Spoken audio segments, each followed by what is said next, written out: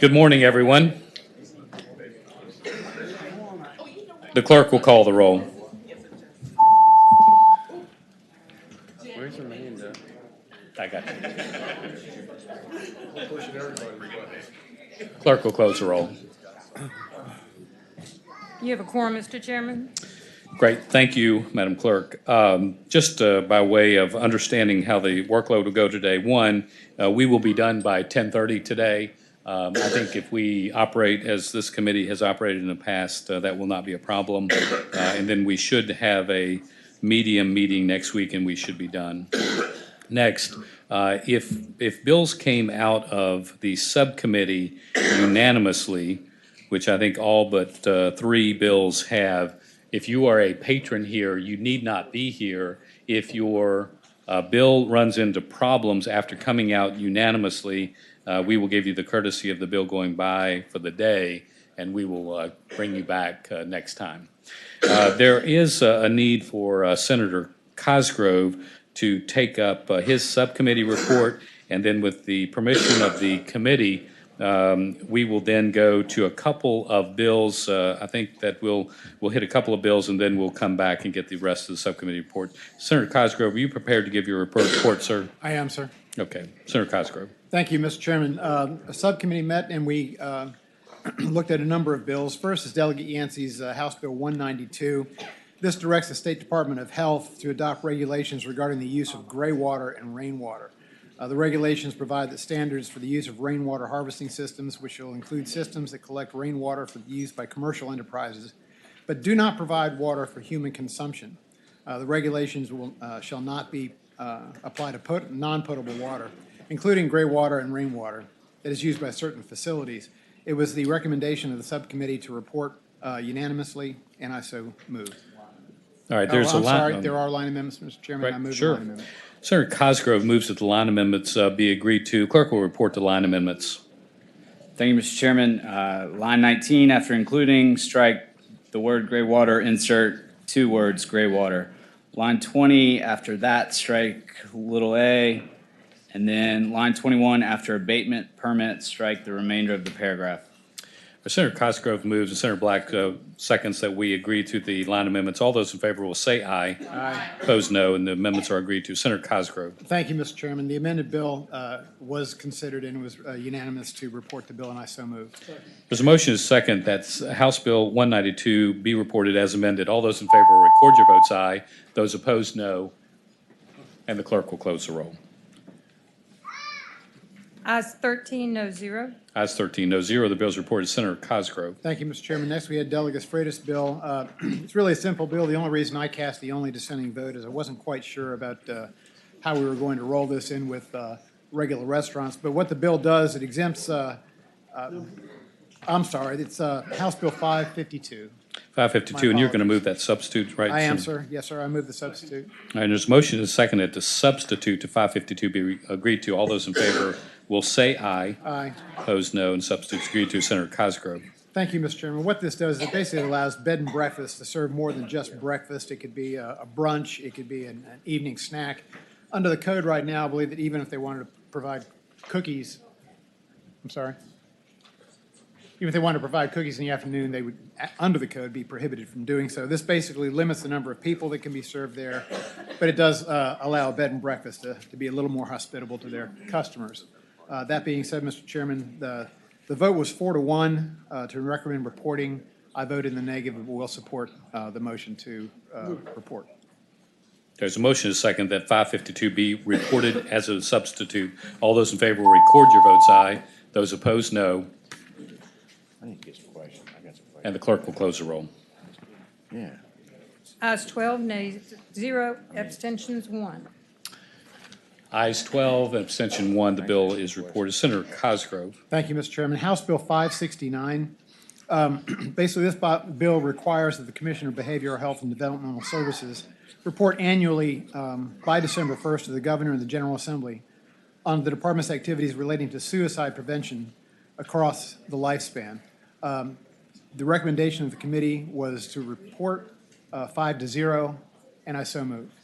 This motion is second that House Bill 569 be reported. All those in favor will record your votes aye. Those opposed, no. And the clerk will close the roll. Ayes 13, nay 0. 13-0, the bill is reported. Senator Cosgrove. Thank you, Mr. Chairman. The next bill is Senate Bill 675, Delegate Hodges. At the patron's request, Mr. Chairman, he would like to strike the bill. And The motion is that the bill be stricken. All those in favor will record your votes aye. Those opposed, no. And the clerk will close, Mr. Peak, the roll. Ayes 13, nay 0. Ayes 13, no 0. The bill is stricken. Senator Cosgrove. Yes, Mr. Chairman. House Bill 1534, from Delegate Bell, basically directs the Department of Health to review consumer complaints regarding radon testing and mitigation received since 2013, and the current certification requirements for individuals performing radon testing and mitigation to determine the benefits, if any, of additional oversight for individuals performing radon testing and mitigation. There was testimony before the committee that some of the people out there doing radon testing are really not qualified to do so. This would just have the board oversee that particular event, and the recommendation was to report 5-0, and I so move. So motion is second that House Bill 1534 be reported as, it will be reported. All those in favor will record your votes aye. Those opposed, no. And the clerk will close the roll. And finally, Mr. Chairman, we Ayes have... 14, nay 0. Ayes 14, nay 0. The bill is reported. Okay, I'm Senator getting Cosgrove. a dirty look from counsel there. It's okay. It's all good. She's sweet. I know that, yeah, she keeps us out of trouble. Okay, hold on. Oh, that's all I got here. Oh, wait a minute, I missed it. Yeah, I know. I got 85, right. Yeah. Okay, actually, we have House Bill 885, which is Chairman Orrock's bill. The bill clarifies that the Board of Health shall have supervision and control over maintenance, inspection, and reuse of conventional on-site sewage systems, as well as alternative on-site sewage systems. It was the recommendation of the subcommittee to report 4-0, and I so move, and Chairman Orrock is here to answer any questions on his bill. All right. There's motion is second. Does any committee members have a question about this Yeah, bill? Senator Peterson. I have a question, Senator Come on, Peterson. Mr. Chairman, members of the committee. and I'd ask the delegate, why do we need this bill? Mr. Chairman, it's basically, we don't know what we don't know. That right now on conventional systems, the department gets no data as to the frequency of pumping procedures, any maintenance that's required to keep them working. And that data is incredibly important, I would suggest, given one, that certain areas of our Commonwealth, if they're in the Chesapeake Bay Act area, have to pump with it every 5 years. We've just arbitrarily said that. Without having good data, we don't know, is that really a sufficient, or is that too often a pumping expense on the homeowner?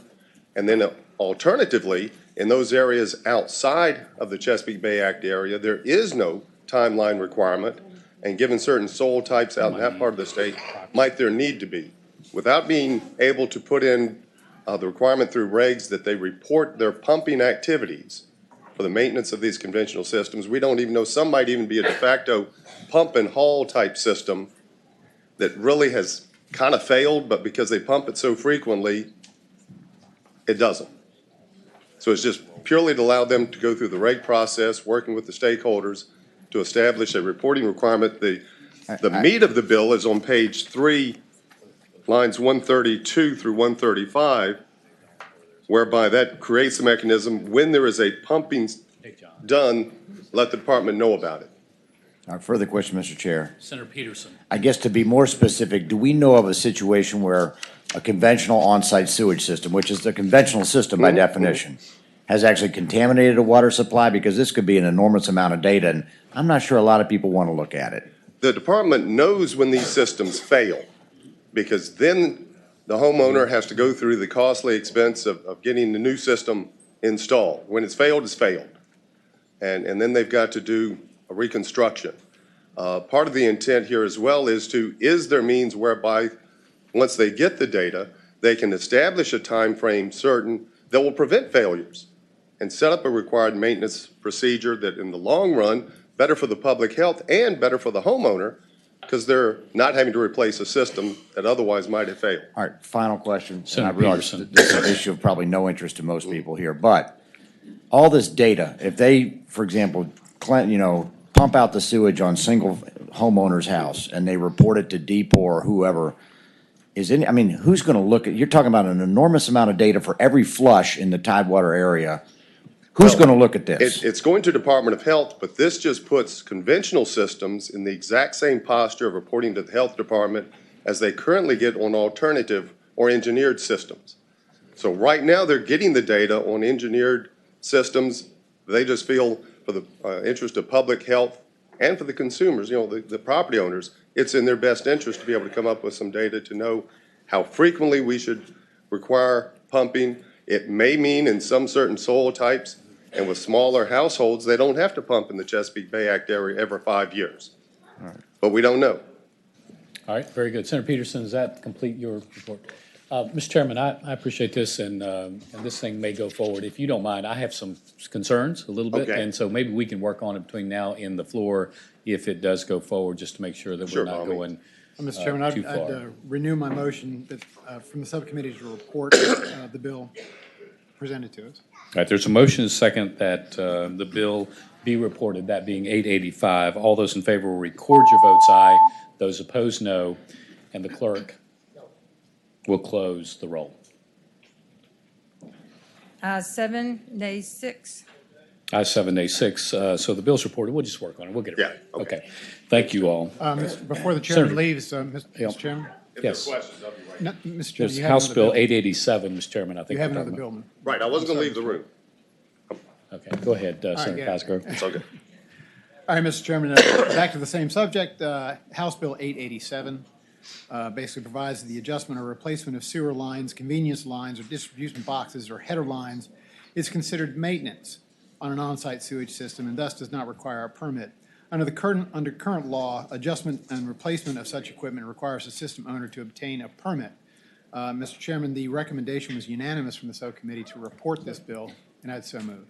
There's motion and second that House Bill 887 be reported. All those in favor record your votes aye. Those opposed, no. And the clerk will close the roll. Ayes 13, nays 1. 13 to 1, the bill is reported. Thank you. Thank you, Mr. Senator Chairman, Cosgrove. members of the committee. Senator Cosgrove. And finally, Mr. Chairman, Delegate Austin brought a bill to us.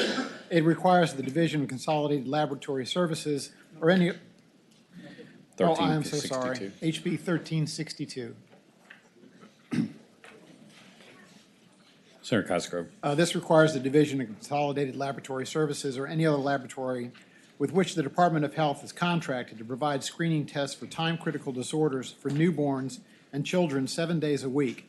The bill has a delayed effective date of January 1st. Delegate Austin brought this to us with a couple of stories of newborns who had access to weekend care that they would not have passed away, or probably would not have passed away. Okay. It was the unanimous recommendation of the committee to recommend reporting and then re-refer to finance, and I would so move.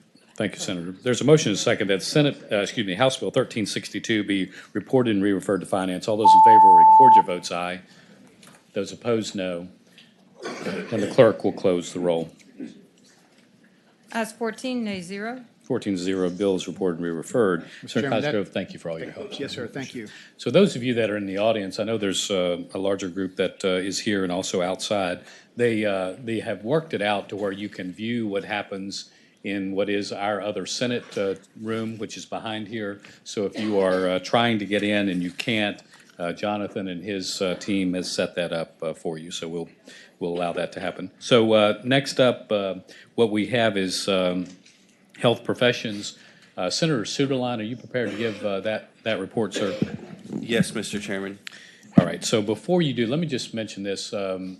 We had a bill that is up, which relates to those that have difficulty with hearing. We had a similar bill, Senator Edwards's bill, earlier in the year. We did not report that bill. We understand that this bill is different. We got a request from Senator Delegate Pogge late last night to let the bill go by for the day. The problem is that the Senate of Virginia, the clerk's office, had invested pretty heavily in having the interpreters here. So we're going to hear that bill today, and whether we vote on the bill today, maybe when we'll wait for Senator Pogge, but I understand she's not in the building, but we are going to respect those that have traveled and hear that bill today. So just a way of announcement. So Senator Suderline, if you don't mind giving your report, sir. Thank you, Mr. Chairman. Our first bill is House Bill 330, coming from Delegate Yancey.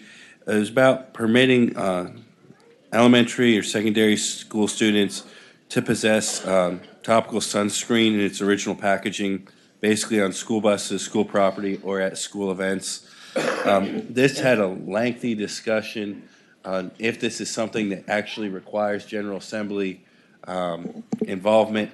The majority position on the subcommittee was it does not, and it was recommended to be passed by indefinitely on a 4-2 vote. Okay, there's a motion, second, the bill be PPI'd. Senator Delegate Yancey, would you like to give us a quick discussion about this, or are you good with where we're going? The sunscreen bill. Absolutely. Thank you, Senator. Thank you, Mr. Chairman. Simply put, on the bill before you, House Bill 330, this bill was brought to me by members of Virginia Oncology, cancer doctors in Newport News, who are telling me that they're seeing more and more increase in young people who are having skin cancer. And so the bill was brought before the legislature as a way to address a concern that some of their patients' parents have had, and obviously as they've gotten older and have discovered they've had some skin cancer problems. This was a way to address an issue that for young people who are taking sunscreen products to their schools, which the FDA considers a drug, per the oncologist's recommendation, that some school boards may negatively look upon the student bringing a controlled substance or a drug into the school, and therefore there'd be disciplinary action. So the bill was to address that issue so that even though something is innocuous as sunscreen, would not be considered something that could be disciplinary action where they'd be suspended or expelled. And so we had a very good debate in the subcommittee, and that was what the bill sought to do. Great. Senator Delegate, thank you very much. Senator Black and then Senator Donovan. Thank you, Mr. Chairman. Thank you, Mr. Chairman. Some of the schools, I know up in Northern Virginia, we have schools that have adopted some truly draconian rules about a child that brings an aspirin to school or some really, really minor thing. And obviously, there are children who do need sunscreen, and I worry that some of them are going to be caught up in this type of craziness where people say, well, okay, this is a drug, and the next thing you have a child who's hauled before the authorities in school over it. So I know it's the kind of thing that shouldn't have to be regulated, but at the same time, I feel very comfortable with the bill personally. Okay. Senator Donovan. Thank you, Mr. Chairman. As we heard testimony, it became clear that the goal of this legislation was very noble, and that was to decrease the risk of skin cancer in the future by increasing compliance with the use of sunscreen. However, the concern of the committee was that if we started one-offing, actually legislating and codifying what could and couldn't be taken into schools, that this would be a never-ending parade. And the idea is that the school boards actually are empowered already to develop their policies. They can hear the parents' concerns if those policies are indeed draconian, and they can resolve that on a local level. But to bring that to the legislature year over year would be an inappropriate use of code. So I think that was the decision, is that the goal was noble, but this could already be handled in the locality with the school boards and the parents. Okay. Delegate, I get where you're going. I share a little bit of Delegate Black's concern, but I think the subcommittee made a good report. David and Siobhan, would you guys mind if we carried it over for the year, and then we'll just continue to look at it? Because it seems to me that we just want to make sure we're okay, and if that's okay, a substitute motion would be that we carry the bill over for the year. Mr. Chairman, for you. Yes, yes, Senator Cosgrove, then Senator Thank you. Sasswell. Thank you, Mr. Chairman. I would like to support this bill, and I am supporting the bill, and I will vote against carrying it over. For those of us who have been unfortunate enough to suffer skin cancer, there's been a lot in my family. I think this is a common sense bill. You know, kids are outside. They are vulnerable to a lot of sunshine, a lot of sunburn, which is the catalyst for a lot of the skin cancers that occur. I think the bill is laudable. I understand what Senator Donovan is saying, and while I usually defer to her expertise as a doctor, this time I think that this is a common sense approach. So, Mr. Chairman. My say. Senator Cosgrove, thank you, sir. Senator Sasslaw. You know, there's maybe a couple of us who were here then. Back about 20 years ago, a 6-year-old girl in Giles County did the dastardly thing of bringing a bottle of Flintstone vitamins to school, and they suspended her for a week. Yeah, I remember. There was a situation in Fairfax County where an 8th grade or 9th grader had an infection. The prescription was azithromycin. And she was supposed to take it every few hours. She brought it to school, but because she didn't hand it to the nurse, they not only suspended her for 2 weeks, they kicked her out of that school, and transferred her to another school with a notation in her record that she had a drug problem. This has just gotten to the point of absurdity. And while I'm not a big fan of message bills, I believe pretty much like Sam Goldwyn once said, if you want to send a message, go see Western Union. But the point is, this has just gotten out of hand, and with that, I would make a substitute motion that we report the bill. So there is, just to be clear of where we are, we had a motion, now we have a substitute. Let's just work our way through that. Sure. And then we'll get back to it. So there is a motion and a second that the bill be carried over for the year. All those in favor will record your votes aye. Those opposed, no. And the clerk will close the roll. Yeas 8, nays 6. Yeas 8, nays 6. The bill is carried over for the year. Doug, we did that because we're going to watch, and if this comes back, I think this committee, which you're hearing from the minority leader, is we are prepared to act if we need to. Thank you, Mr. Chairman. Thank you, members. Very good. Next up, Senator Suderline. Thank you, Mr. Chairman. House Bill 614 from Delegate Price. That was easily agreed to on a 6-0 vote. And so for report. There's a motion and a second that 614 be reported. All those in favor record your votes aye. Those opposed, no. And the clerk will close the roll. Ayes 14, nays 0. 14-0, the bill is reported. Senator Suderline. Thank you, Mr. Chairman. House Bill 879 from Delegate Orrock. That also, we didn't hear anyone that had any concerns on that one. And after a little bit of discussion, we recommended report on a 6-0 vote. There's a motion and a second that House Bill 879 be reported. All those in favor record your votes aye. Those opposed, no. And the clerk will close the roll. Ayes 13, nays 1. 13-1, the bill is reported. Senator Suderline. Thank you, Mr. Chairman. House Bill 1003 from Delegate Byron. We also recommended report unanimously on that on a 6-0 vote. There's a motion and a second that House Bill 1003 be reported. All those in favor will record your votes aye. Those opposed, no. And the clerk will close the roll. Ayes 14, nays 0. Ayes 14, no 0. The bill is reported. Senator Suderline. House Bill 1088 from Delegate Boysko. We made an amendment to that council should have. All right, clerk will report the amendment. Thank you, Mr. Chairman. A couple amendments. Line 142, engrossed after training, insert based on a trauma-informed approach.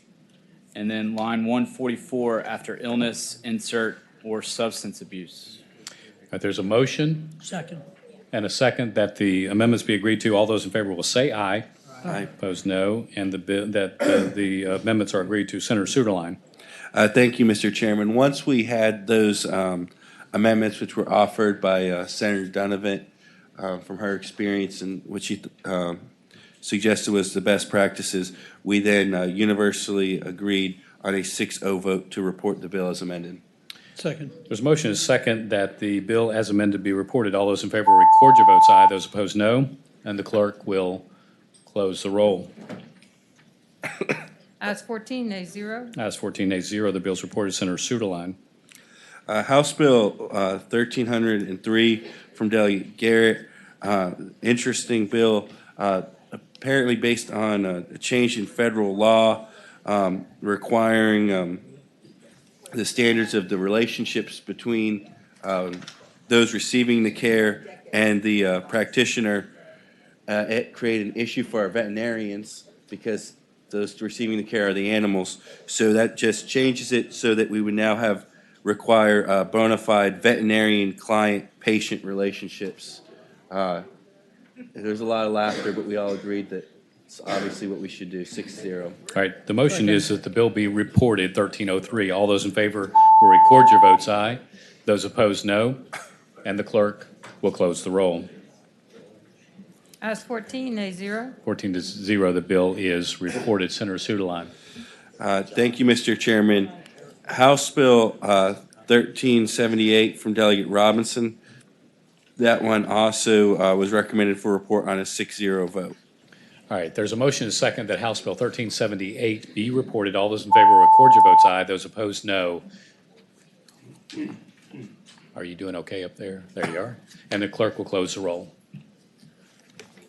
Ayes 14, nay 0. 14-0, the bill is reported. Senator Sudaline.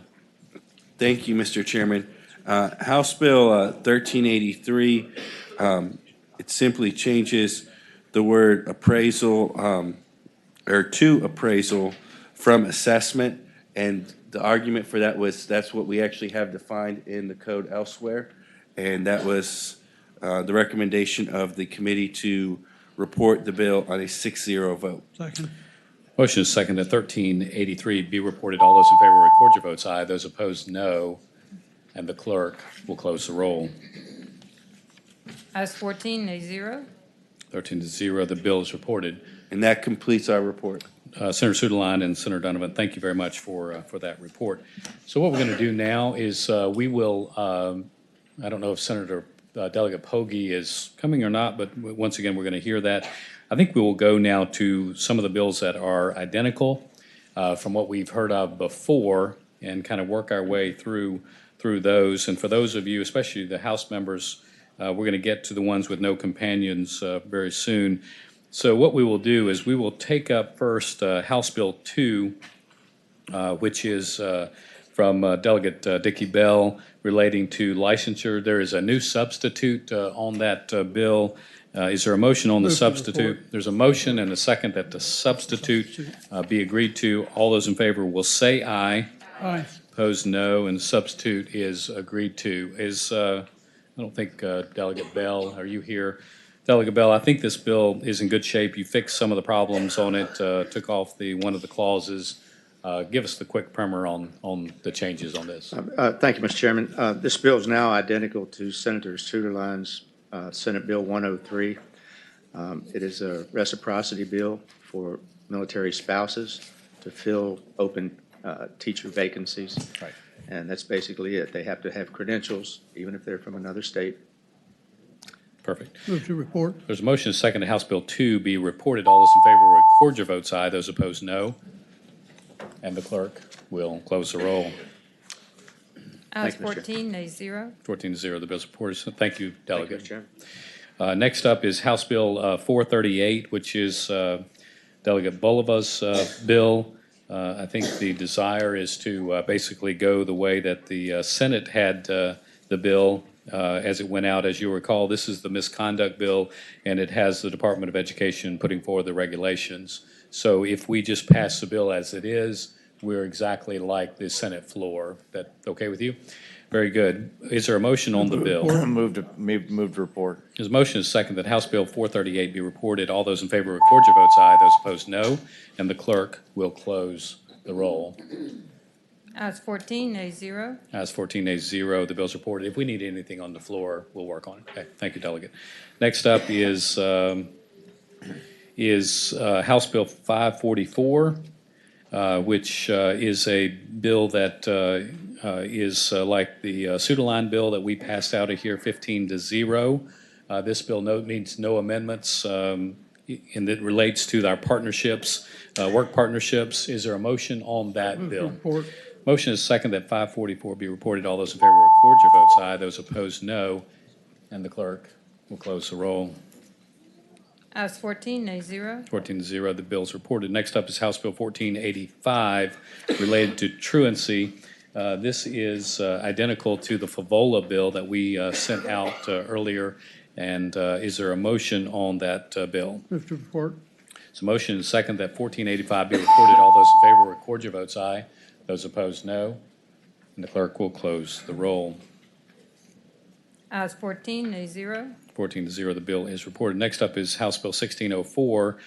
This is a bill that is identical to the deeds bill that we had before, which would incorporate instructional mental health. You'll recall that bill as we had it before. Is there a motion on that bill? Move to report. This motion is second that 1604 be reported. All those in favor record your votes aye.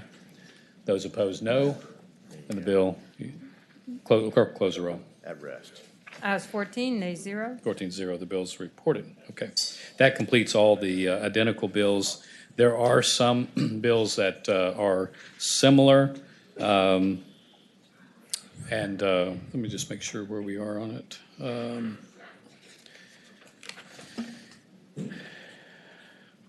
Okay.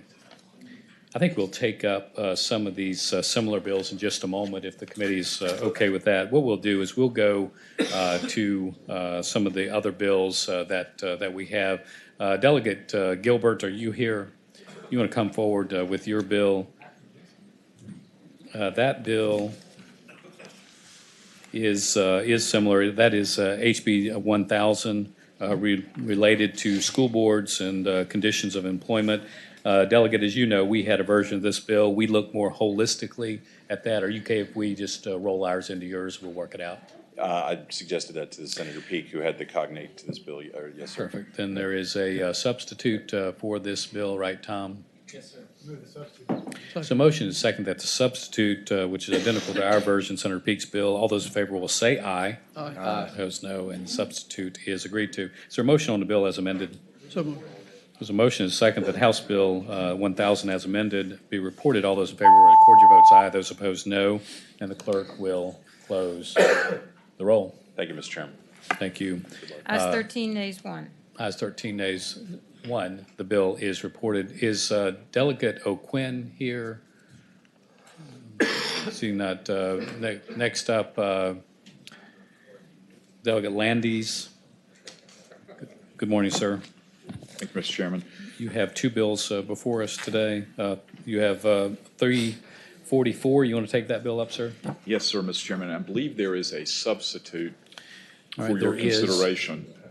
There's a motion and second that the substitute to 344 be agreed to. All those in favor will say aye. Aye. Those no, and substitute is agreed to. Delegate Landis.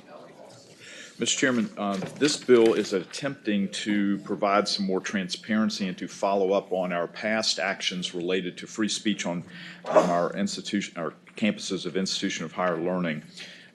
What the substitute does that's different from the original bill, Mr. Chairman, is we worked with the Attorney General's office to address some of the concerns related to how the universities would report and how we define related to free speech, what would be reported.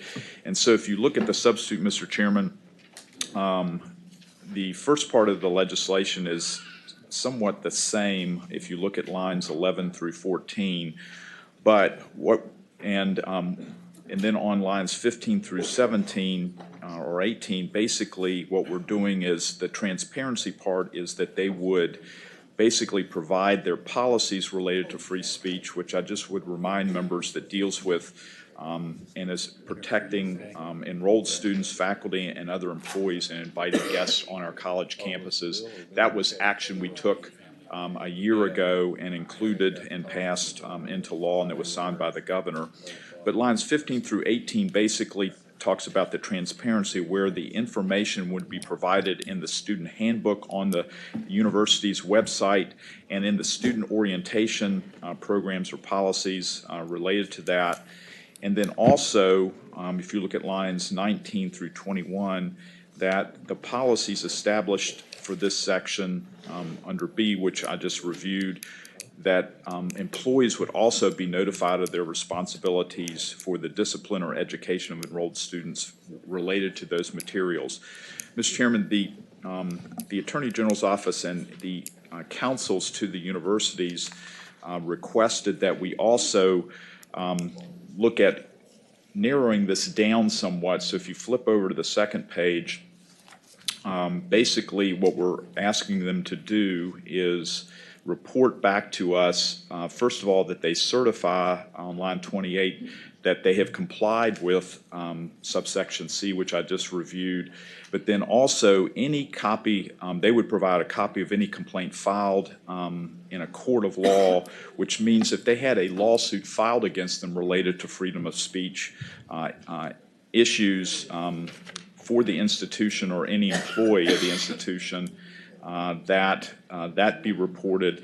And then if you look, Mr. Chairman, on lines 32 and 36, which I think was a good recommendation from our able counsel, that the institutions would submit a report to the General Assembly, well, to the governor, and then through the chairman of the House Education Committee and the chairman of the Education and Health Committee to notify the General Assembly any complaints. Mr. Chairman, this bill's gone through a lot of different versions. It's narrow in scope now. It addresses, I think, the concerns and what I was trying to attempt to do with transparency, but at the same time doesn't cause, I think, unintended consequences for the institutions of higher learning. Delegate, the bill has come a long way, and I appreciate you working with the groups that had the same interest but needed to have cures. Let me just ask this. Is anyone here that is in opposition to the bill as a substitute? Okay, hearing none, is there a motion on the bill? Mr. Chair. Yes, Senator Peterson. Yes, sir. Very briefly, and I'd support this bill, and I've supported similar bills in the past. Line 36 talks about providing a copy to the governor and chairman of the House committees within no later than 30 days after such complaint is filed. And of course, filing a suit and serving a lawsuit are two very different concepts. And oftentimes you can file a lawsuit and not serve it. And sometimes the party that got sued isn't even aware of it. So I was wondering if you might be amenable to changing the word filed to served. I'm looking at the folks that we worked with on that. I don't think that would. I don't think that would serve any. I don't think it would be any harm, and I think it would make it a lot easier on people. They got to have to serve with the papers. Take the motion. So I'd move that change filed to served. There's a motion and a second that on line 36 filed be changed to serve. All those in favor will say aye. Aye. Those no, and that amendment's agreed to. There's a motion and a second that the substitute be reported. All those in favor will record your votes aye. Those opposed, no. And the clerk will close the roll. Ayes 15, nays 0. 15-0, the bill is reported. Delegate Landis, you have another bill, 347. Mr. Chairman, I do. 347, and I don't believe you all have seen this before. What we're trying to do here is, again, related to transparency, that would provide that annually the State Council of Higher Education would collect and publish the percentage of graduates of our public institutions of higher education and also our not-for-profit private institutions of our higher education, the number of individual students who are employed, their average salary, and any higher education-related debt for the graduates, but also their degrees, so that we're trying to provide information for parents and students when they go on the university's website to basically see, if I major in this, I will potentially be able to see, based on what alumni are doing and the experience that the universities had for their alumni, what their graduate degree does and what kinds of jobs they're actually doing. And then also what the cost related to student debt may be, so that when they look at what they're trying to major in, that information would at least be there and let them determine whether they want to major in this or that, but also provide, again, additional transparency. That's what we're trying to get at. I don't know that there's a problem. Is there anyone in the audience that is opposed to House Bill 347? Here none. Wait. Let me go with Senator Black and then Senator Zaslow.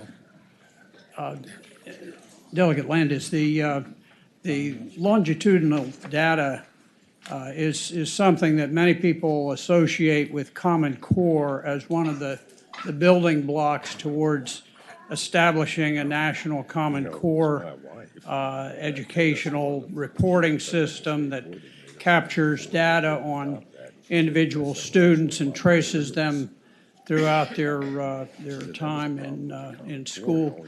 Is this something that has concerned you or has been perhaps as an objective? I'm not sure, but. Mr. Chairman, I would say, Senator Black, that is in fact what universities are utilizing now. The attempt and the only reason we address that in the bill is because that's the data that's being collected currently.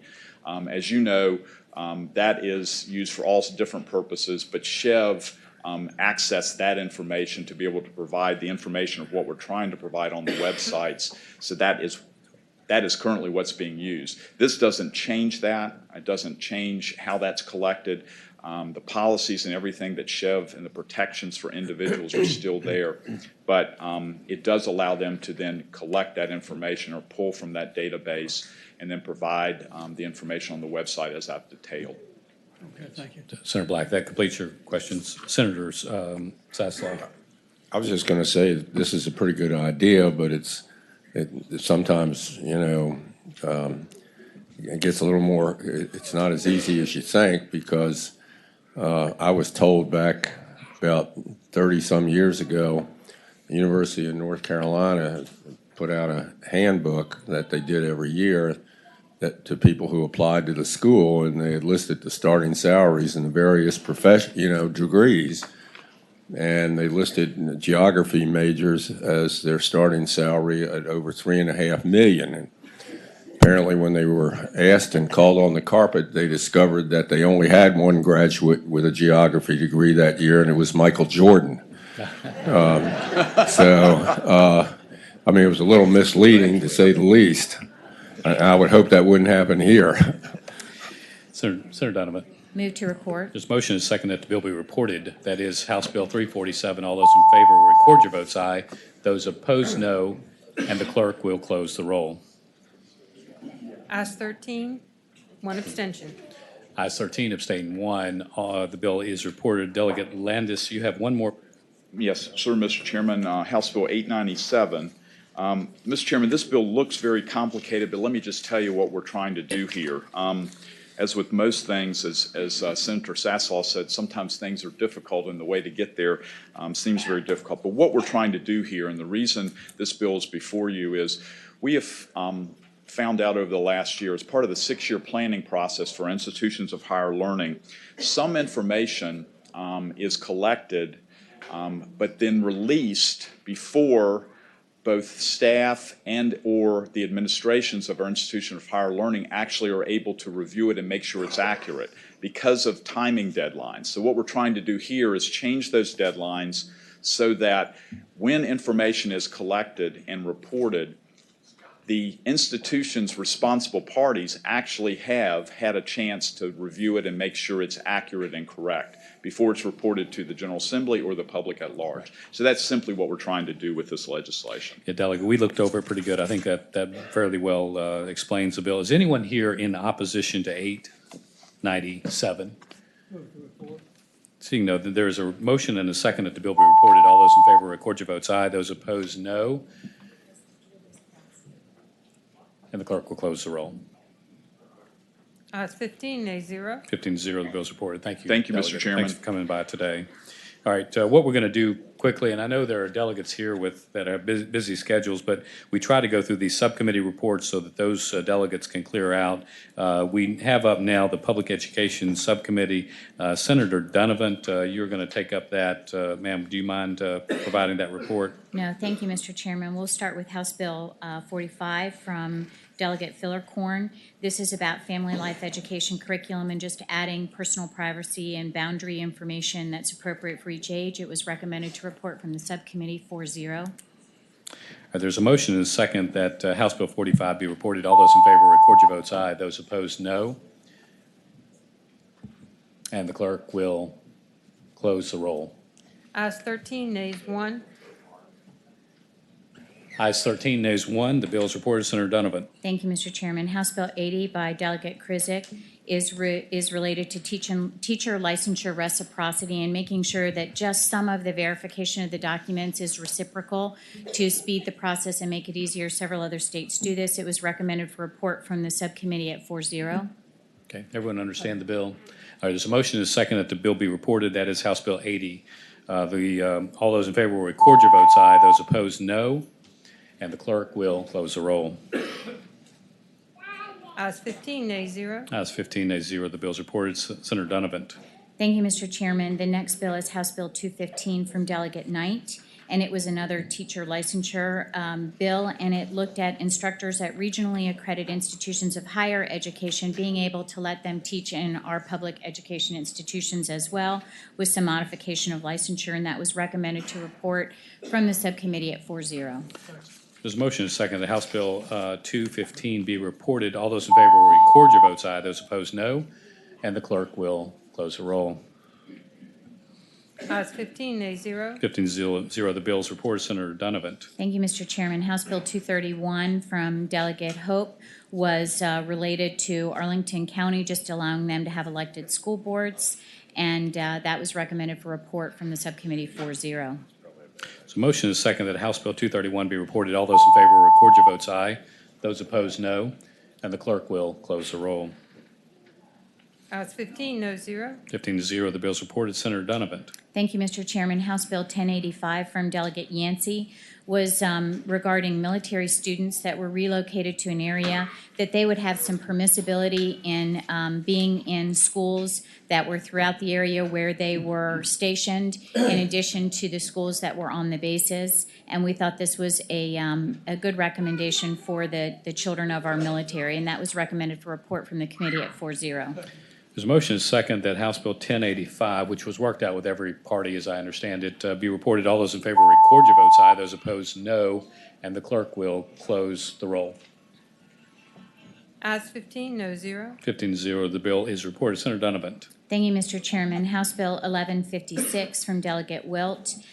This just really is in regard to preparation of teachers that spoke 2 languages, and that we would have the Board of Education actually develop some regulations that would encourage this. And we thought that this would be a useful tool for our bilingual population, and that was recommended report from the subcommittee at 4-0. There's a motion and a second that House Bill 1156 be reported. All those in favor record your votes aye. Those opposed, no.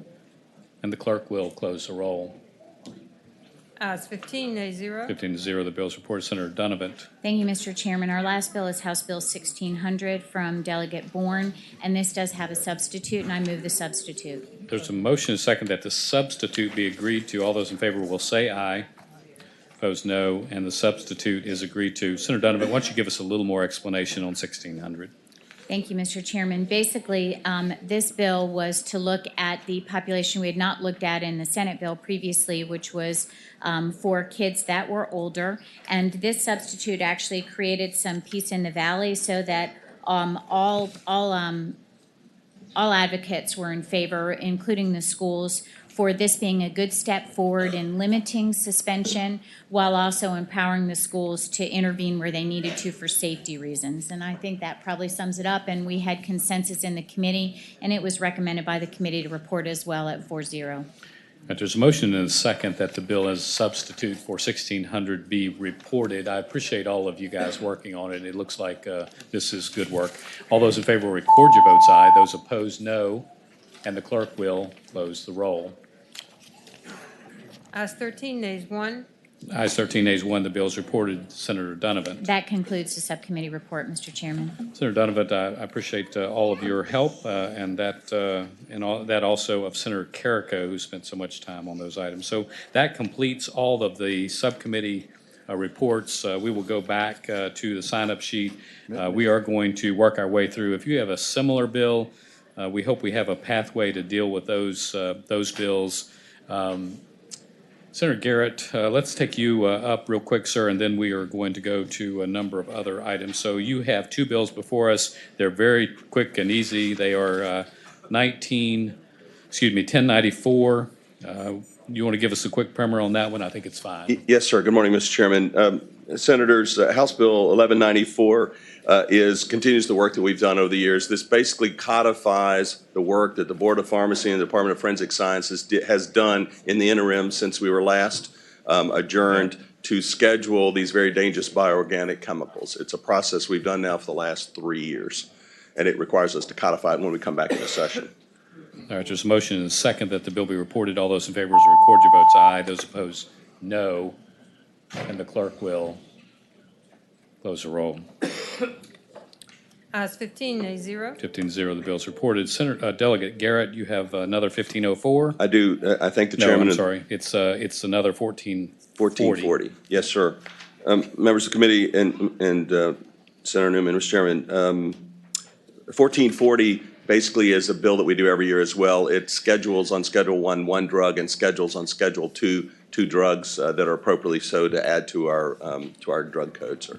That's basically what it does. All right. There's a motion and a second the bill be reported and re-referred to finance. It's got some fiscal impact, Scott, so we're going to send it upstairs. This bill does? It does. Okay. Yep. So finance is asked for. There's a motion and a second that the bill be reported and re-referred to finance. All those in favor will record your votes aye. Those opposed, no. And the clerk will close the roll. Ayes 15, no 0. Ayes 15-0, the bill is reported. I thank the chairman and the committee. Scott, thank you very much. Up next is Delegate Bell still here? Delegate Bell, if you want to come forward, sir. You have just one more bill with us. That's the foreign language, sign language, foreign language bill. You want to give the thoughts on that bill, sir, 84? Yeah, Mr. Chairman, thank you.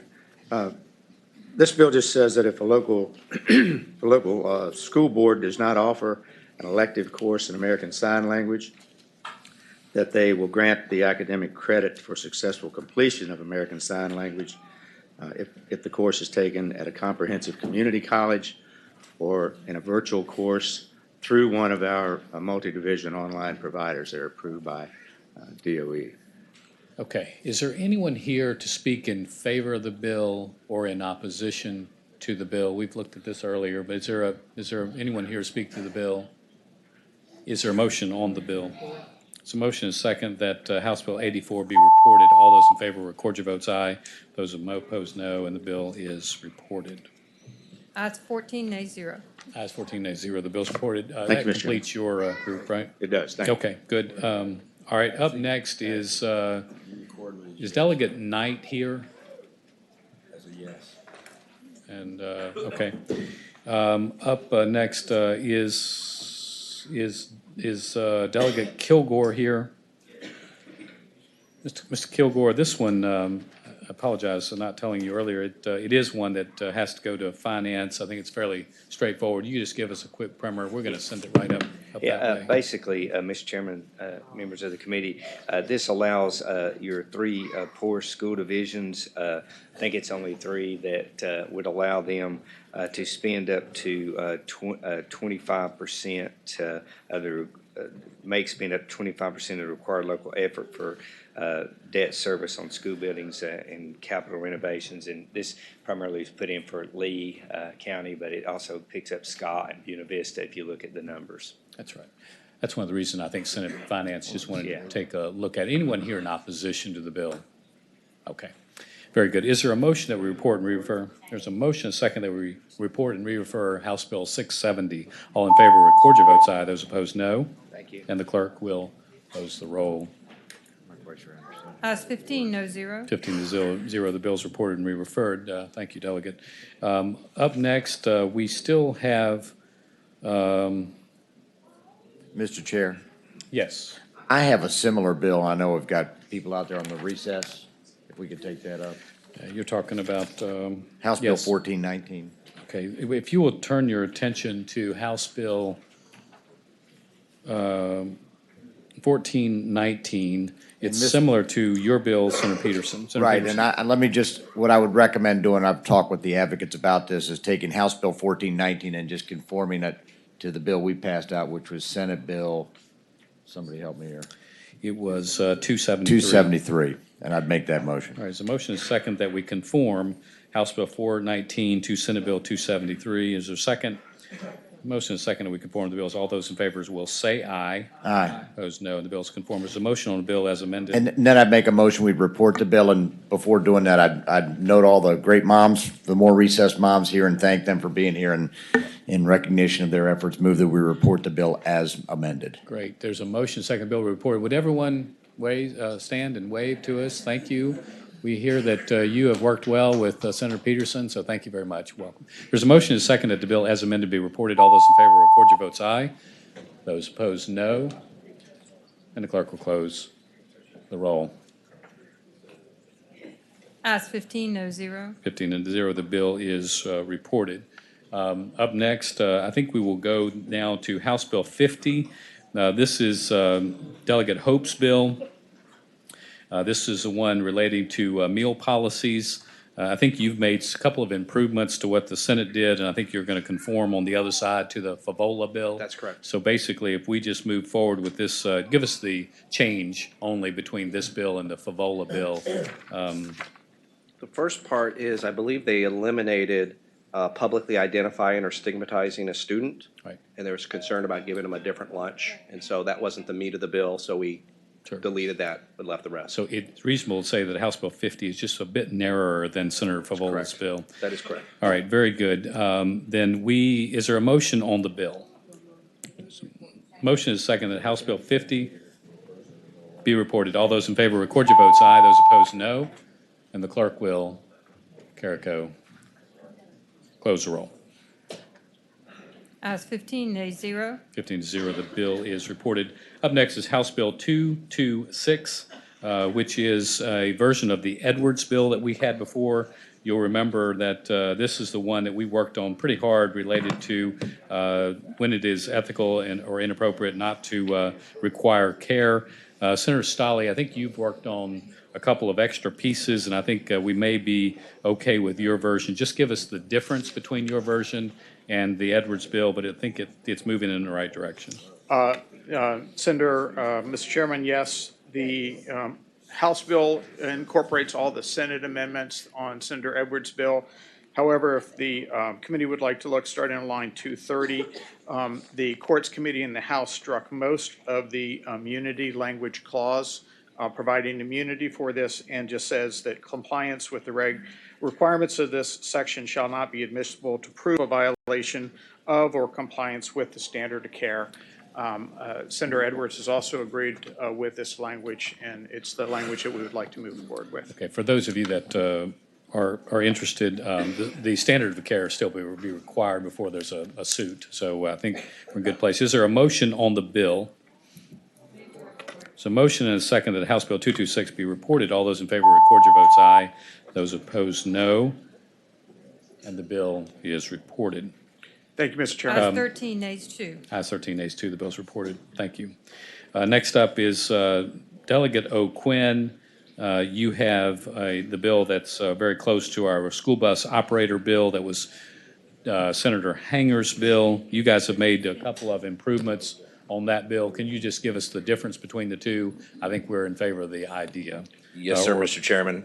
I think, and Delegate Landis and I both had similar bills, and so we rolled those together.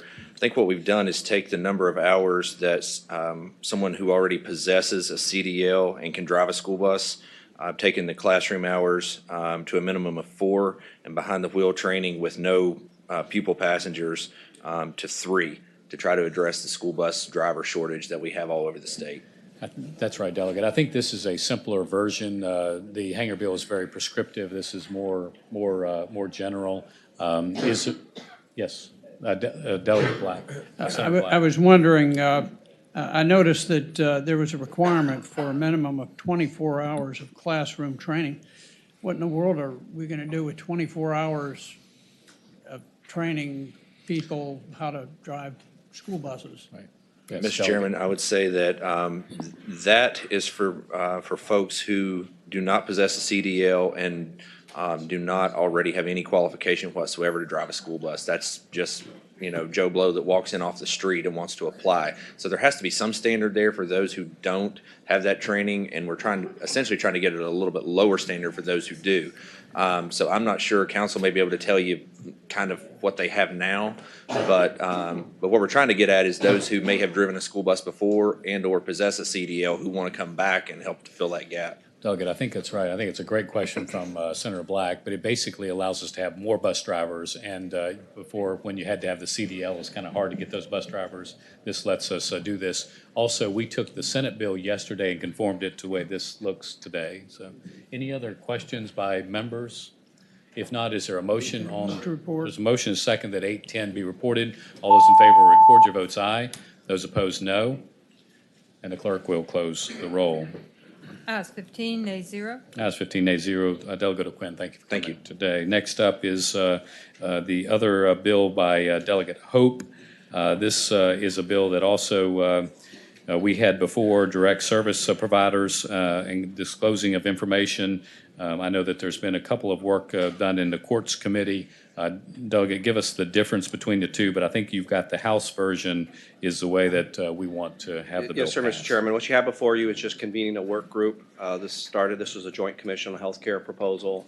HWI supported the premise of what we're trying to do, and that is trying to get some information about employment for people going into group homes, trying to get some previous employer experience to understand how they will treat others and what their experience is as employers. And so we couldn't agree it. We referred it over to courts. Courts was a little uncomfortable with the direction we were headed, and so we decided to convene a work group to make sure that we can come back next year with something more definitive. And so that's what you have before you. Okay, this is kind of a small step forward, I think we can say, but one that we had a version of in the Senate as well. Is there a motion on the bill? That is 813. There's a motion and a second that the bill be reported. All those in favor record your votes aye. Those opposed, no. And the clerk will close the roll. Ayes 15, no 0. Ayes 15, no 0. The bill is reported. Thank you, Delegate. Next up is Delegate Pillion had a bill that is basically identical to our Chafin bill. This is the substance exposure to impotence and a plan for service. If we just put the clause on this bill, I think we're exactly the way we were, and we need to work it out in conference. Is there a motion Tom, do we need the clause on it, right? Yes. All right, there's a motion second. We put the clause on the bill. All those in favor will say aye. Aye. Opposed, no, and the clause is on the bill. So a motion as amended. Moved as amended. There's a motion second that 1157 as amended be reported. All those in favor record your votes aye. Those opposed, no. And the clerk will close the roll. Ayes 15, no 0. Ayes 15, no 0. The bill is reported. Next up is the bill that Senator Howell is a version of your bill, which is the Ombudsman Bill for Loan Programs.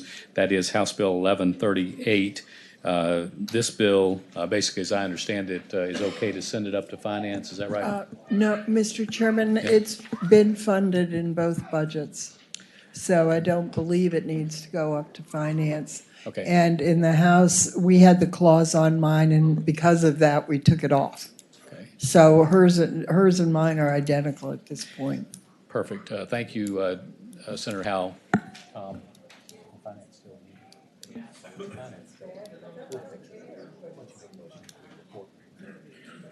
Okay. Senator Howell moves, and Delegate Senator Black seconds that we report and we refer House Bill 1138 to finance. Is that okay with you? We'll take care of it up there. Thank you.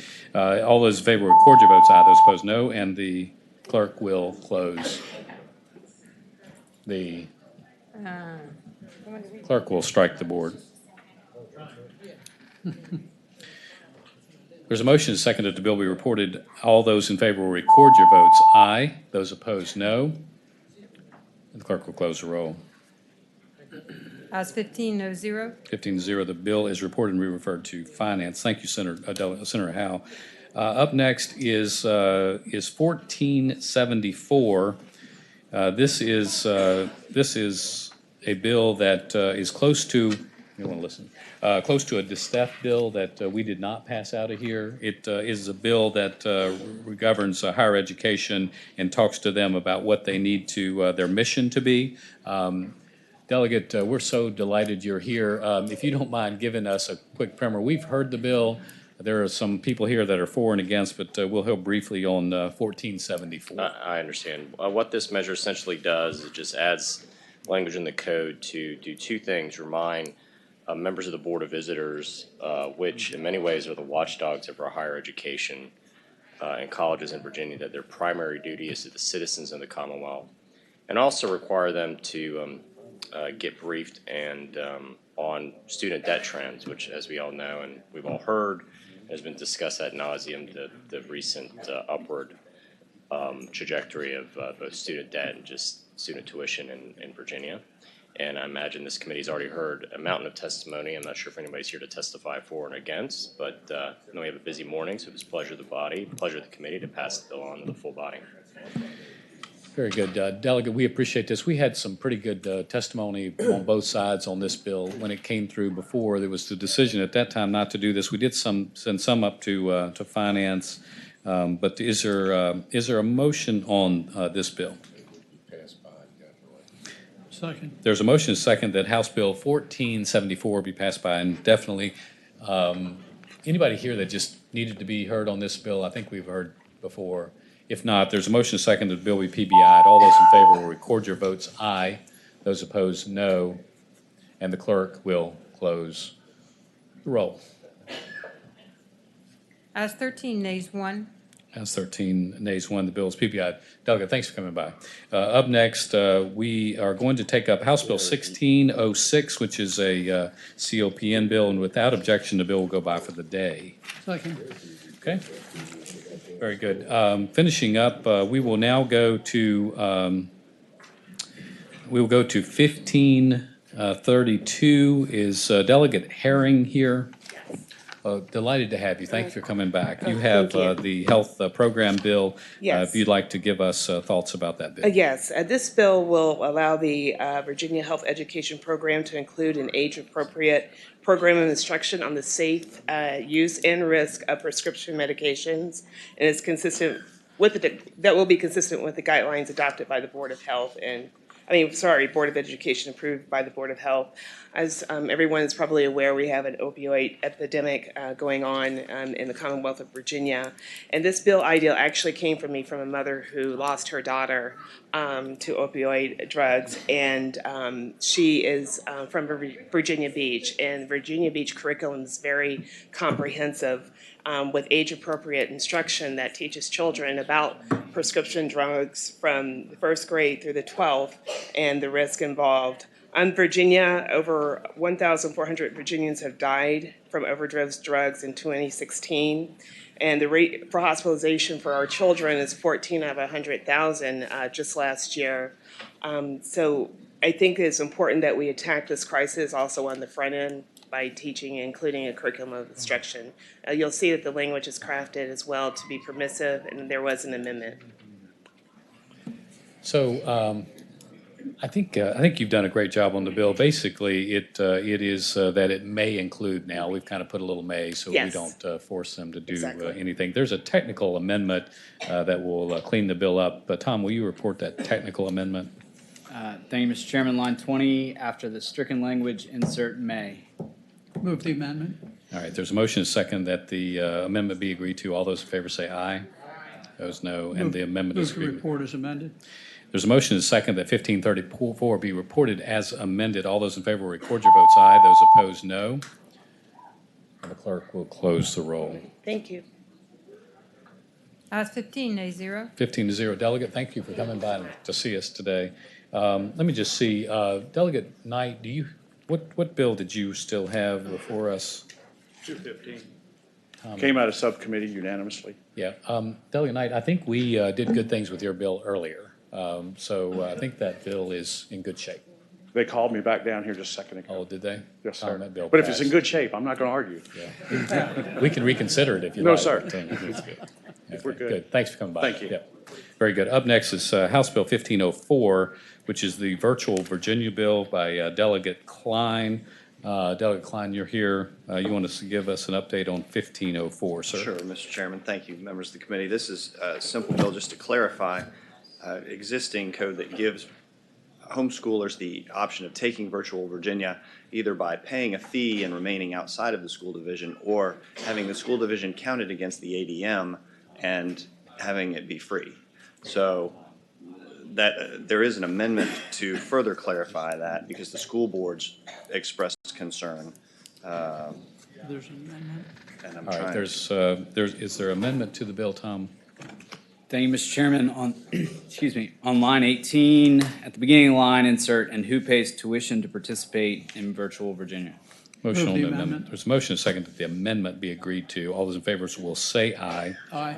Those no, and the amendment's agreed to. So just for the committee, this bill kind of required free learning before. It no longer does that. It says that it's basically a very good message bill on what is kind of declaratory of what we're doing today. Is there a motion on Move to 1504 report as amended. as amended? Tom, you okay? All right, so the motion is second that the bill be reported and re-referred to finance. All those in favor record your votes aye. Those opposed, no. And the clerk will Mark Peak. Vote. Close the roll. Ayes 15, noes 0. Ayes 15, no 0. The bill is reported. Thank you. Okay, yeah, you're welcome. Up next, I think we will take up the nurse practitioner bill, if that's okay with the committee, which is House Bill 793. Delegate Robinson, I know you've spent a lot of time on this, and I know that Senator Donovan has kind of worked her way through it, and we do have a substitute. Is there a motion on? Move the substitute. Substitute. There's a motion and a second that the substitute be agreed to. All those in favor will say aye. Aye. Those no, and the substitute is agreed to. Delegate Robinson, welcome. Why don't you tell us about the substitute? And I know there's still concerns on both sides, but why don't you tell us about what our substitute does now? Thank you, Mr. Chairman, members of the committee. House Bill 793 will allow nurse practitioners full practice authority in Virginia.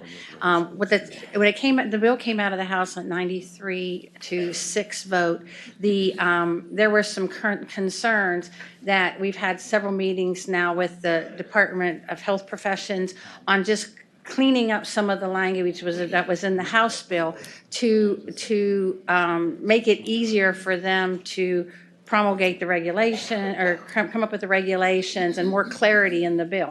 And that's essentially what the Senate substitute does, is it takes into account where we wanted to clean up those areas.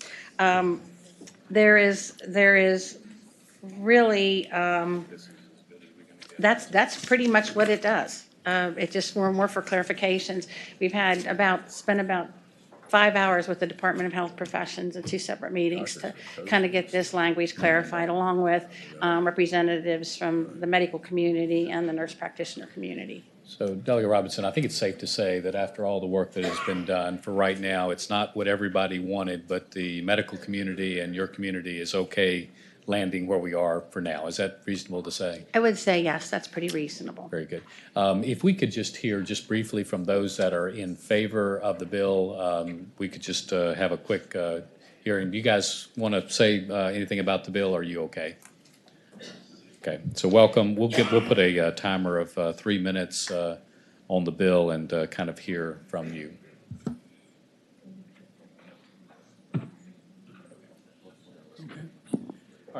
So, guys, you want to come up and be brief about where you are? Welcome.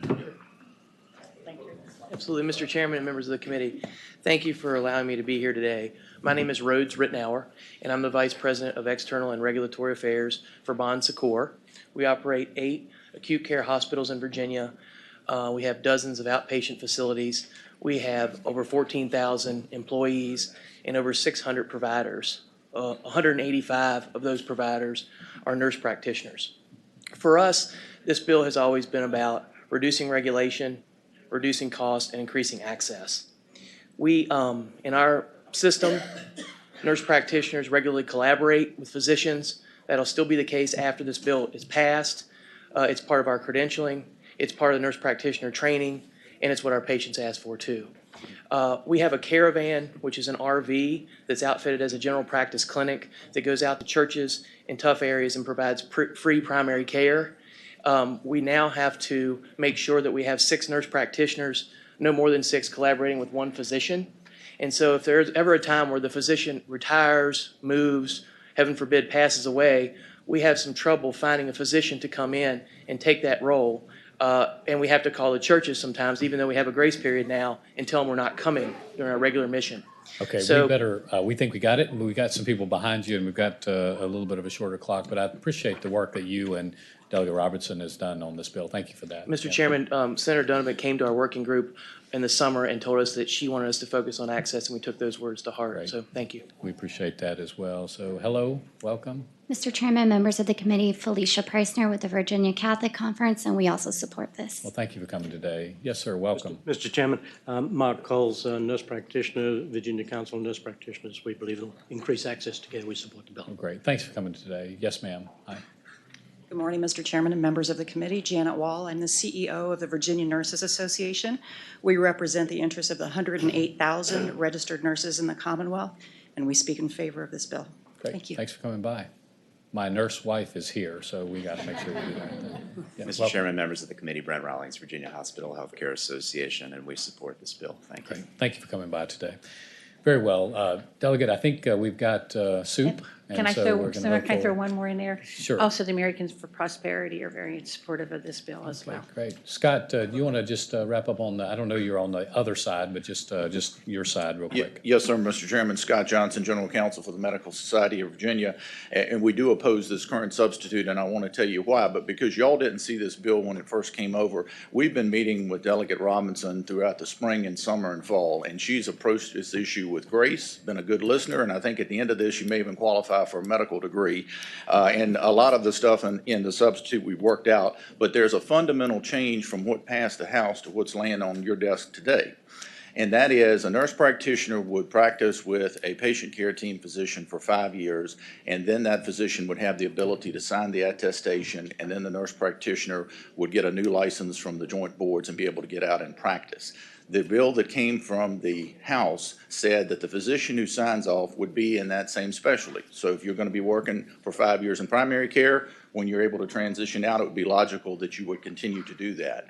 We worked on this substitute trying to get that language back in there because it's not in there and we couldn't come to agreement. We're not asking you to amend the substitute today. But at this time, what we are asking you is if you look at the end of the substitute, there are a number of enactment clauses. And the second enactment clause is ask the joint boards to promulgate regulations for this entire act. And it would be most helpful for the intent of this committee to be echoed to the joint boards to say, make sure the regulations address that the nurse practitioner's 5 years of work is going to be in the same area or category that they're going to be when they come out. And we have a number of folks here today, the president of the Medical Society, Dr. Elward, members of the Medical Society Board of Directors. We've got students, other physicians, and residents. And if I could, Mr. Chairman, just ask them to either stand or wave so you know that this is a very important issue to us, and I thank the committee. Sure, Ms. Johnson. Those that are here that are representing that viewpoint, thank you all for coming today. Thank you very much. Scott, I think that we will send a letter and ask that they review that regulation and and that's just from the chair unless I'm being instructed by the committee members go in a different direction. But I appreciate you working to get this bill to this point, sir. Yes, sir. There's a motion and a second. Mr. Chairman, with the letter. There's a motion and a second that the substitute be reported. Is there discussions? Senator Cosgrove. Just very briefly, I don't know if this is for the Board of Nursing or Delegate Robinson. Are nurse practitioners in Virginia, are they licensed to a subspecialty level now? My mother was a nurse and she worked in OBGYN with preemies, but you know she also mended soldiers and sailors from World War II. So nurse practitioners currently in Virginia, they can they have and there's just overall, not just in Virginia, there are 10 areas that they are nationally certified in, board certified in, and they would, and so it's, and 2 of those areas aren't included in this bill, which is the nurse anesthetists and the nurse midwives are not part of this bill. Okay. And but they have those. There are 8 other areas that they are nationally certified in, and by their certification, they're required to practice within their specialty. All right, thank you. Are there other questions by committee members? Okay. There's a motion and a second that the bill in the form of a substitute be reported. All those in favor will record your votes aye. Those opposed, no. Shit. And the clerk will close the roll. Thank you, members of the committee. 15, Mr. nay, Chairman. 0. That's 15 days 0. The bill is reported in the form of a substitute. Thank you all for working that out. I know the Medical you. Society has been very helpful in that, but still is interested in the letter, and we will work on the letter. The last bill, Delegate Pogge, are you here? I know you've done so much work on this bill. Is Delegate Pogge here? Oh, welcome, Delegate Pogge. If I could just tell the audience, House Bill 676, Delegate Pogge was hoping that the bill could go by. The problem that we had, Delegate, She just left. is that the Senate Clerk's Office and others had spent an enormous amount of time making sure that we had the representatives to be able to be here to interpret. That was a pretty big effort, and we really want to accommodate those that are hard of hearing. So the desire would be that we at least hear House Bill 676 for those that have traveled so far to come by, and someone get Pogge. She just walked out. Okay. Tom, why don't you kindly help us with what the bill does, and we will hear from those that are here in favor and in opposition, and then we'll move forward. Tom? Thank you, Mr. Chairman. Give me 1 second. Okay. The committee will turn their attention to House Bill 676. We had the bill from Senator Edwards before. We defeated that bill. This is a different bill. This is a bill that would send the information to the Disability Commission. They would set up a subcommittee to kind of review these items, but would not take affirmative action on this ongoing disagreement between the two. Tom? Thank you, Mr. Chairman. It declares it's the goal of the Commonwealth that each child who is deaf or hard of hearing is as linguistically ready for kindergarten as his peers who are not deaf or hard of hearing, and receptively and expressively literate in English and literate in written English by the end of 3rd grade. The bill also creates an advisory subcommittee of the Disability Commission to look at some of these issues over the next 2 years. Great. Delegate Pogge, I know that you weren't here, and you had requested that the bill go by for the day. We're very respectful of that request. However, the Senator of Virginia had spent an enormous amount of time and energy to make sure that we had interpreters here, and there are people that have traveled. So out of respect for those people, we wanted to hear the bill, and then whether we act on the bill today, we thought it was only fair to these people that we hear the bill. Okay. And thank you, Mr. Chairman. I appreciate that. And thankfully, I got here just in the nick of the time. I'm wondering if does everybody have a copy of the new bill? We just made amendments to it yesterday afternoon it's been a work in progress for almost, 18 months. Move the substitute. Over a year. There's a motion and a second that the substitute be agreed to. All those in favor will say aye. Aye. Those no. Substitute agreed to. Delegate Pogge. And if we could, I'd like for a couple people in the audience who have not seen the bill but have been very involved to have a copy. One, Jenny Whitborg needs a copy. Delegate Pogge, we'll make sure they have a copy. Why don't you tell us about the substitute? We're going to hear a little bit of comment, then we're going to move on. I'm Yep. going to use about 3 minutes, give you a little history behind the bill. Yes, ma'am. Thank you. And then we'll go into what the new substitute does and the whole idea behind the bill. And the bill first came to me in a different way. The subject came up first it came up in Disability Commission in 2016. And then the subject that kindergarteners, deaf and hard of hearing children are coming to kindergarten with no language skills. And so that was the initial problem. And so I brought forth a bill in 2017 in January that really had a lot of opposition from the agencies that were tasked with the situation, Department of Ed and DBHDS. So we weren't able to pass that bill, but what we did want to do is to create the advisory commission, because another problem that was discovered and iterated at our meetings was that upon the determination that a child had been assessed with deafness or hard of hearing, there was not enough information given to the children concerning resources that were available out in the public, or even that the state of Virginia provided. And so that is what the crux of this new bill is, because we want to make sure that parents are getting resources and are made aware of what is available that they can choose to use to communicate with their children. And so that's what the advisory says. And so the Part A is pretty simple. It just states that it is a goal of the Commonwealth. This bill, the first bill, was going to cost a lot of money, the one that did not make it out last year. This bill costs the Commonwealth nothing. The goal of the Commonwealth is stated in paragraph A, as you can see, that each child who's deaf or hard of hearing is linguistically ready for kindergarten, as his peers are, and that they will be expressive in English or American Sign Language or both, and that they will be literate in written English by 3rd grade. That's the goal. The vehicle to get there is also expressed, that what the state will do. And then the Deaf and Hard of Hearing Children's Advisory Committee will be established, and it will be a subsidiary of the Disability Commission, and that advisory committee, which is very inclusive of all the known modes of communication now, and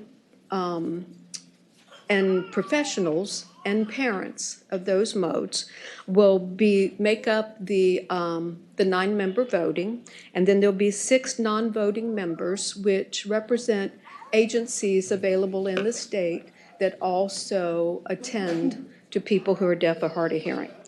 And then what they will be tasked with doing is creating a resource for parents to be delivered to those parents upon the assessment of the child's needs, which usually is in the hospital. Okay. Delegate Pogge, that really does help. I know a lot of us have been monitoring this bill between now and also the Edwards bill.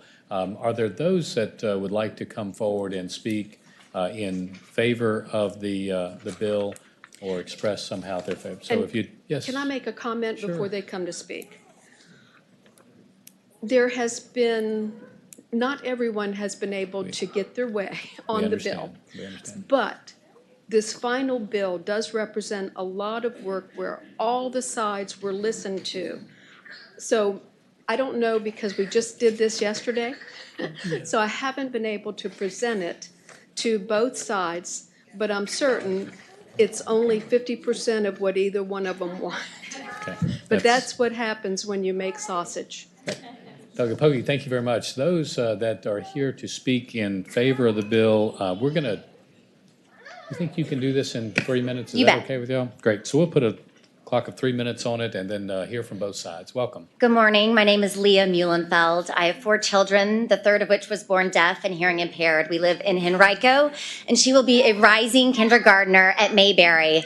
But Charlotte was one of the lucky ones. 1 out of every 3 kids from newborn screening only make it to diagnosis. We lose another 1/3 from diagnosis to early intervention. Virginia should statistically be diagnosing 300 kids per year, according to the CDC, but in 2015, we only had 167. Only 90 of those made it to early intervention by 6 months. This committee can make a difference for all communication modalities and for all these children who deserve their fair shot at life. Hi, my name is Mitchell Harry, and I'm here in support of this bill as a deaf individual myself. And I think it's really imperative that we listen to Delegate Pogge and take this next step in providing the families of deaf children the information they need. It's very simple. We're just giving them language. Thank you. Good morning and thank you. My name is Valerie Abbott and I'm the parent of a hard of hearing child here in Henrico County. And our family story is a little different. My child passed her newborn hearing screening. She had perfect hearing when she was born, and then it mysteriously disappeared around 18 months of age, and we did not pick up on it for 1 year. You can imagine the language delay around 2.5 years of age that we experienced with her.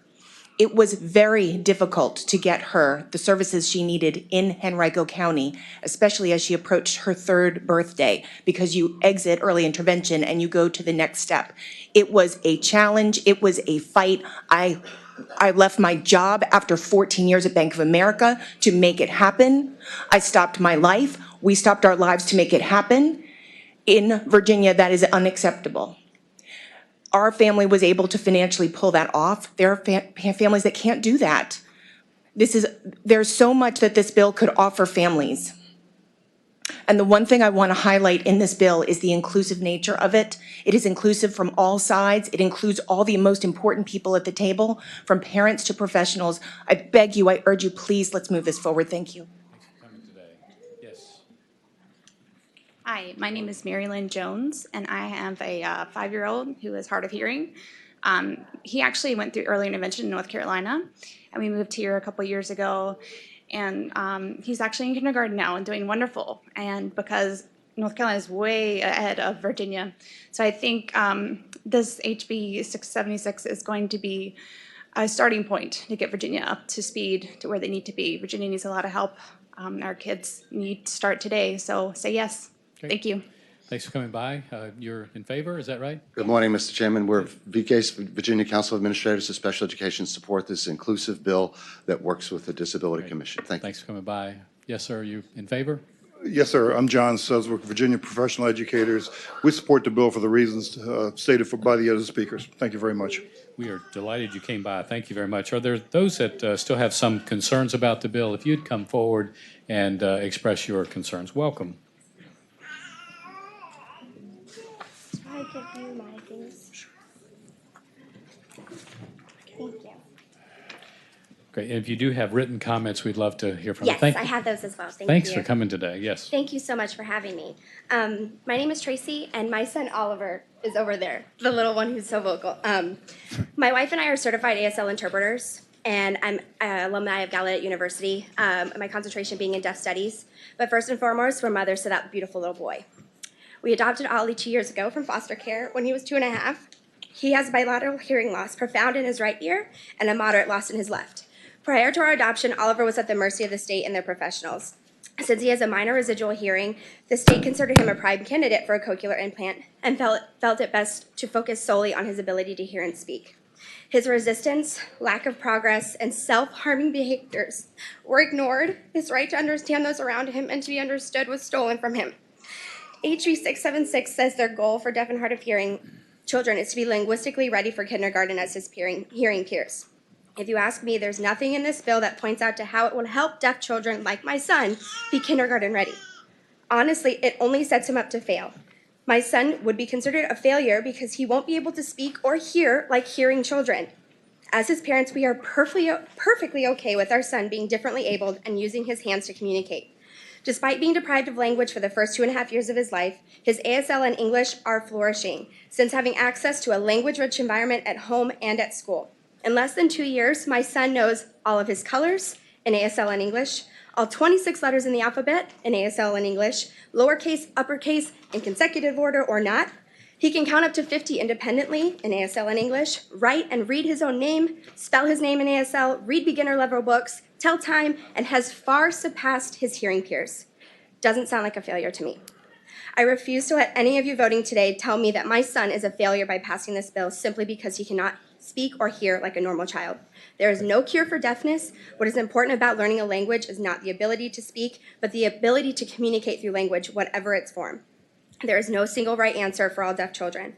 Some children and their families may benefit and thrive with a cochlear implant, cued speech, or listening and speaking, and some don't.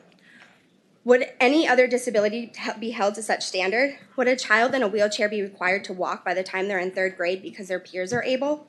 This bill is grossly misleading in several ways, and I speak as to what this previous bill stated, but now it's changed, so I'll skip that first part. Let me ask you a question, because I yes. think I've paused the time. Yes, sir. So as the bill is now, and I think a lot of us up here are just truth seekers, right? We want to get Yes, where sir. it is, right? And Yes, sir. we had the Edwards bill, and we didn't do that one. The bill as it's set up now is a bill that basically has the Disability Commission set up a subcommittee to look at these items. I think that if we don't do that, we won't have anything that goes on in the interim.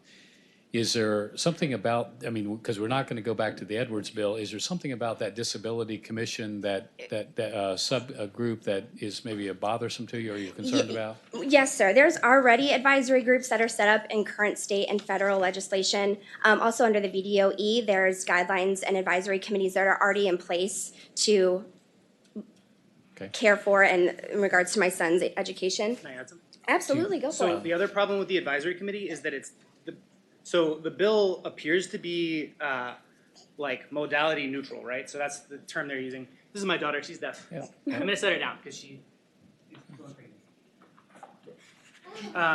So the problem is that when you look at the advisory committee, it's made up of 15 people, right?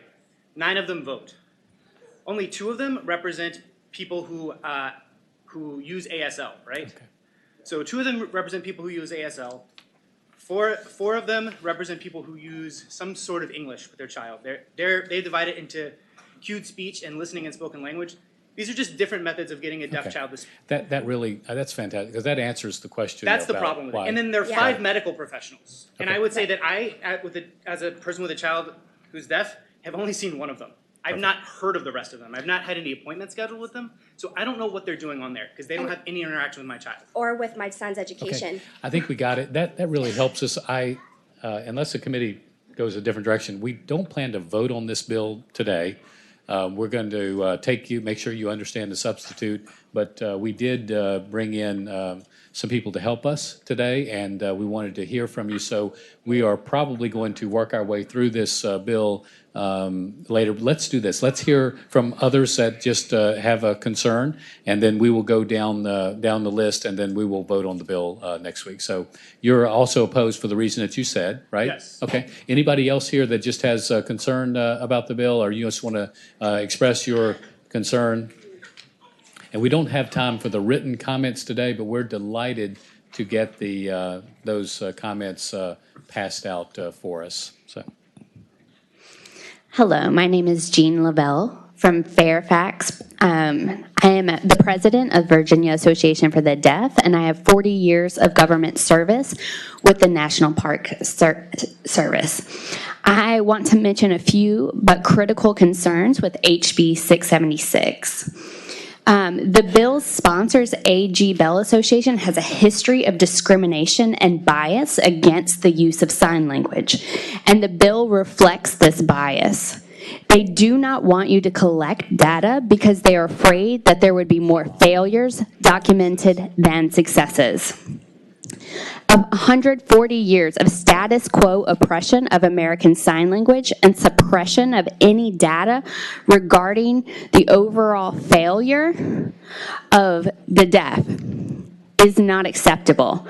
HB 676 is a medical view with no language experts perpetuating the status quo of the medical system of 70 years of AG Bell.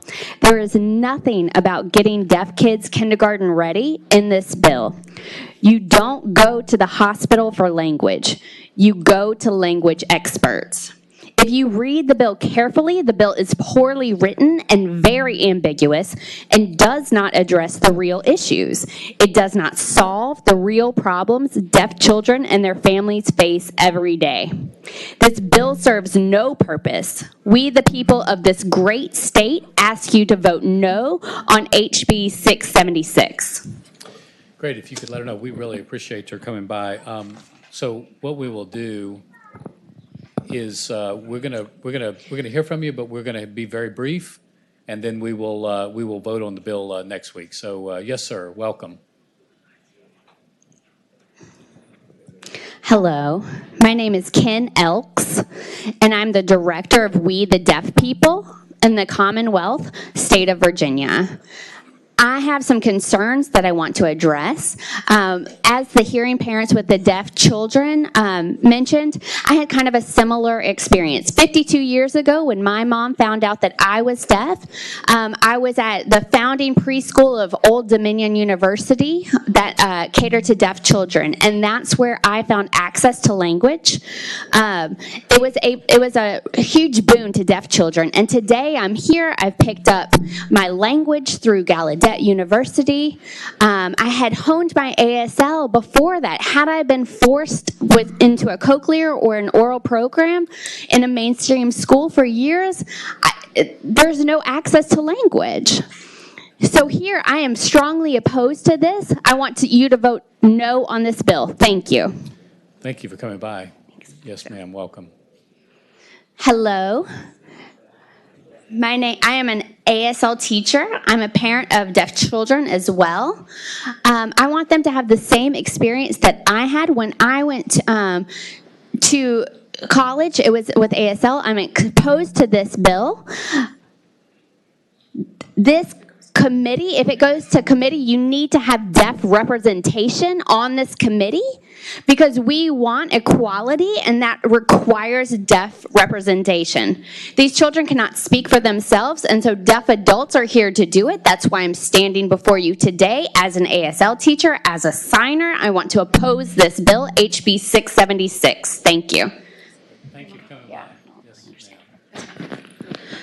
Hello, this is Sylvia, and I'm Crispo, and I'm from Richmond, and I'm a deaf parent of children who are also deaf.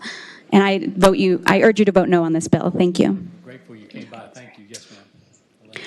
Hi, my name is Deborah McCow, and I'm the secretary for the Deaf Grassroots Movement of Virginia. And I am asking you to please vote no to this bill. Thank you. Thank you for coming by. Yes, What's her name? Hello, my name is Renee, and I am a representative of the grassroots movement as well, and I urge you to vote no on HB 676. Thank you. Okay. I don't know his name. Hello, my name's Daniel, and I was born hearing. And I became deaf at 14 months, and I was sent to a hearing school. And between ages 3 and 5, I learned the oral method, which meant I didn't learn anything. And finally, I was put after that age into a deaf school. I picked up sign language, and that's how I learned how to read and write, was through the use of sign language. Please vote no on HB 676. Thank you very much. Yes, ma'am. Hello. My name is Amy Woods, and I'm from Lynchburg, and I urge you to vote no on HB 676. Thank you. Thank you. Okay. Yeah. Hello. Fred. My name is Fred McClarge. I'm from Danville, and I drove up here. I went to a deaf school before in California. And I was able to pick up language and education a lot better through the modality of sign language. So I'm working with the grassroots movement right now, and we urge you to please vote no on HB 676. Have a nice day. Thank you. Yeah, take her. Yes. Hello. I am here to speak to this candle that to this group that I oppose this. I was forced into the hearing world as a deaf person. My family is hearing. They influenced me. And then as I was trying to get out in the world, I struggled. To my benefits, I use my voice when I feel it's needed and necessary to. I do not like anyone to decide to tell me when I need to speak or not speak. It's very important that we allow our children to grow up in the language that they best know, that communicate with their parents, not just with their peers. No. So I'm again saying I'm against this bill. I say no. Thank you. Hello, my name's Patty Harris. I'm from Brunswick County. I oppose HB 676. The deaf community needs to be much more involved with the bill. Thanks for your help. Hello, my name is Jenny Whitborg. I am from Culpeper, Virginia, and for a year and a half, I have been urging you to listen to your deaf community because this is enough. Children are arriving at kindergarten with language deprivation. You know, this bill is just to keep the status quo, and the status quo is not working. This system is broken. The people on the advisory committee are the same people who have been in charge for decades, and they are depriving our children of language. Federal money and federal mandates already say that we need to be collecting this data, but we are not doing it, and so we're out of compliance, and I urge you to vote no on HB 676. Great, thank you. Hello, my name is Catherine Milady. I'm from Richmond, Virginia. I'm a sign language interpreter, and I'm here today to oppose HB 676. Just to echo what everyone's already said, the committee that it sets up is not equal. It does not have equal representation of people that use spoken English and American Sign Language. It includes medical professionals that aren't involved with education, and we need to have teachers of the deaf, and we need to have language experts on a committee making these decisions for what's best. I see these children with language deprivation frequently in my job, and we have to do something about it, and we have to collect data to show what's working and what's not so parents have access to effective evidence-based resources. Please vote no. Yeah. Hello? Yes, ma'am. Hi, my name is Bobby Downey. My mother's deaf, and I have seen years of what she has suffered from for language deprivation from just, they didn't even discover, or she didn't even actually go to school until she was 8. So she had no way to communicate. But this bill is not the answer. We do need to do something, yes, but this bill is not it. To have no deaf representation, these people have invaluable knowledge of what it's like to suffer from this, and this bill does not do that. We need to do something, yes, but this bill does not do it. Thank you for coming by. Yes. Hello, my name is Mary Rose Gonzalez. I'm the Vice President of the Virginia Association for the Deaf, and I did not get language until I was 9 years old. When sign was introduced to my life, it really improved my English as well. And I just can't emphasize enough how much sign is foundational for children to enter kindergarten ready. Good. Thank you very much. Very good. Well, Tom, we'll wait. Tom, we'll wait just a second. So we're Could we just all opposed stand and raise their hands? Everybody who's here. Great. Thank you for coming all, and thank you all who have helped us with the interpretation. Doug Pogie, I know that we weren't planning to vote on this bill. Let me just opine with you that Thank you. we did not pass Senator Edwards' bill, and I think there appears to be maybe some inclination that maybe we let you guys work on this for a little while longer. Okay, and I'd like to go ahead. Yes, take ma'am. about 2-3 minutes just to explain that there has for a long time been misconception about this particular bill. And it is not going to change, and they're right, anything right now that we do legislatively, because that's not the intent of the bill. The intent of this bill is to begin the conversation and to come up with information. And if you'll look at paragraph 1, is to provide comprehensive and unbiased information for the parents of children of deaf and hard of hearing. The commission is only going to be tasked with pre-kindergarten children and with providing resources at the assessment that there is deaf or hard of hearing, that parents will be given not necessarily a catalog that they're going to make, but a centralization of information that is currently available. And that's what the bill says, that the commission will centralize the available information that parents can have at one place. So it's not up to them to find out what different bureaucracies there are, what different agencies they are, that information will be centralized into a resource guide to give them that information.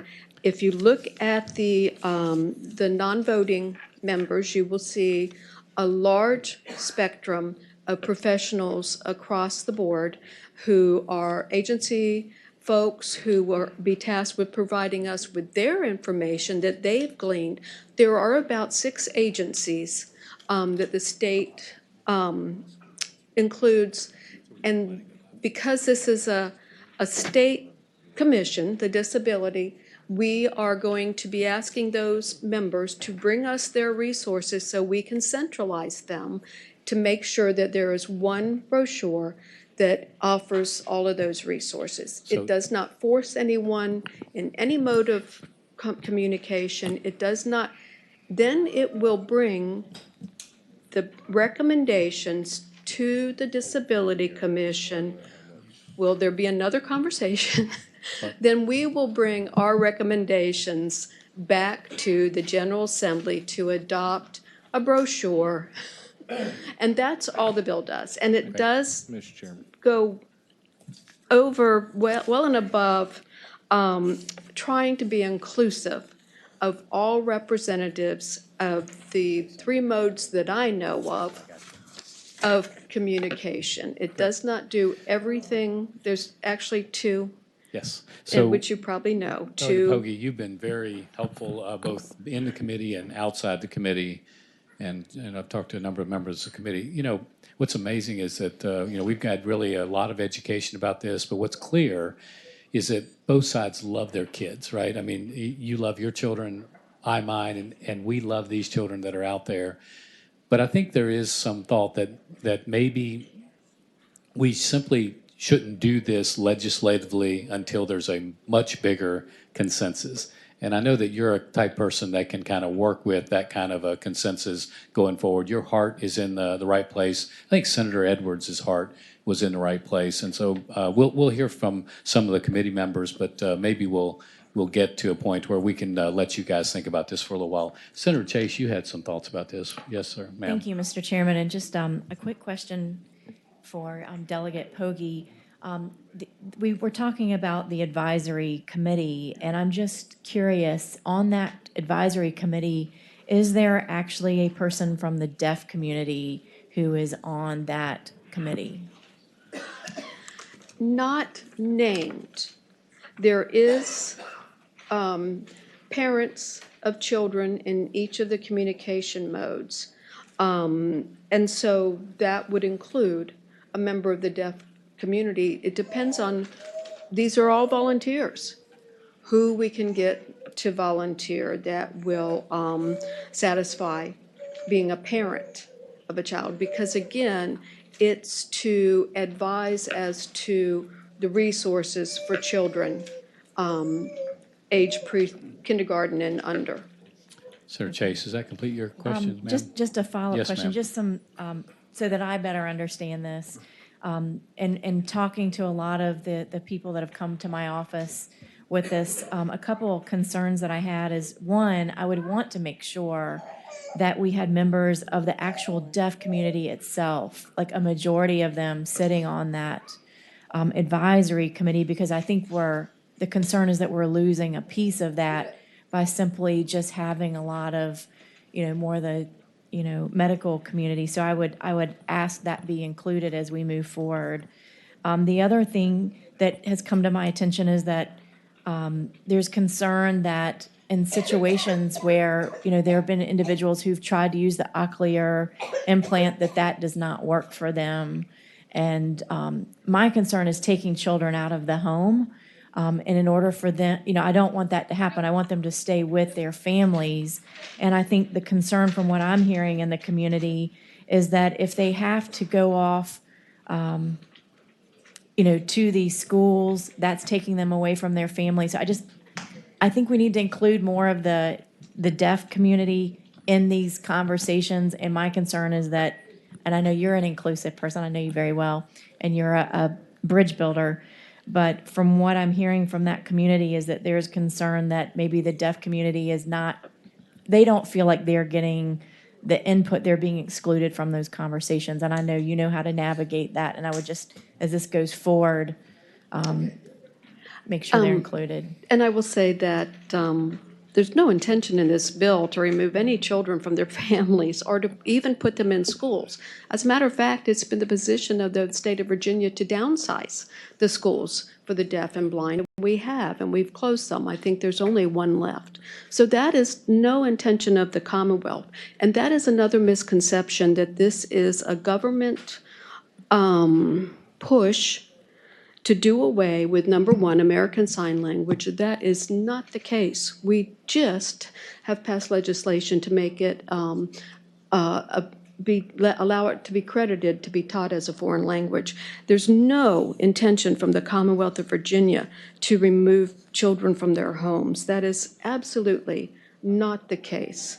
And there is no intention from the Commonwealth of Virginia to force anybody to do anything. The only intention, and if you look at the goal of the Commonwealth, that is the goal of the advisory committee, is to put resources into the hands of parents who get the determination initially. I would Okay, like, let me just say, that's a great answer. I think that we've got that cleared up. Senator Chase, does that complete your question? Great, thank you for your comment. Senator Carrico, then Senator Sudeline, and then I think we're going to have a motion.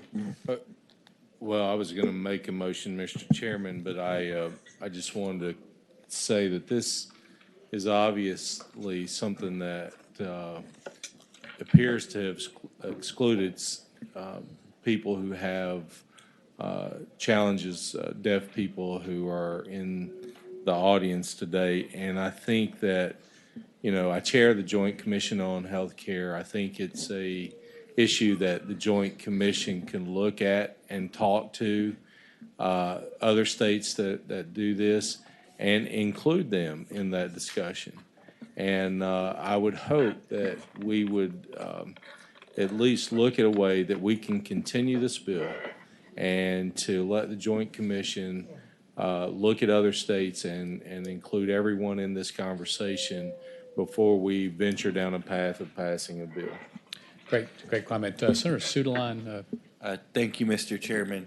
I think the delegate for the bill and the folks that came to speak for it today did a great job advocating for it, and the folks that had concerns did a great job making those concerns clear to us. The biggest issue for me, and also with the Edwards bill from a few weeks ago, is that the advocates and opponents of each bill, which sort of crossed on each one of those, did a great job communicating to us this year, but it's just, that was the first step for most of us. And I think that this has been very helpful, both bills coming to us, and we can hear from folks. But I just don't feel like this committee, or at least this member of this committee, is not ready to take a position one way or the other. And I would move that we continue the bill to 2018 Second. or 2019 and make it just a straight continued motion and let the chairman decide perhaps where it's best to have that discussion going forward, because I think we need to have this discussion.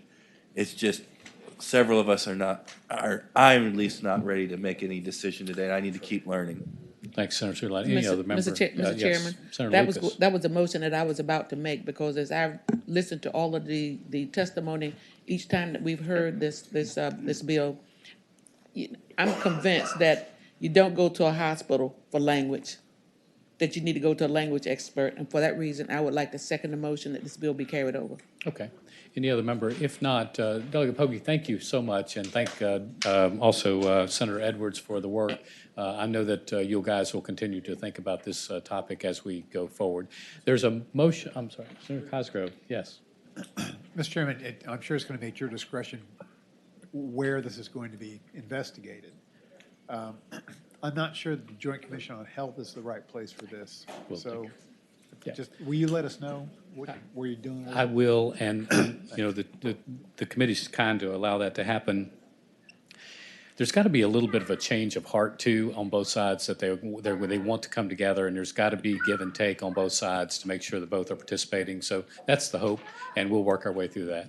Thank you very much. There's a motion and a second that we carry the bill over to 2019 session. The clerk will open the roll. Clerk will close the roll. Thank you, Ms. Chairman, and I agree. There does have to be a lot more coming together, which we have tried to accommodate that, and starting 2016. Great. Thank you. Dr. Thank you, Bodie. committee. Great. Thank you to the committee. Thank you for all your hard work. And with that, we are done for today. We'll have a short meeting, I think, next week, and the committee will rise.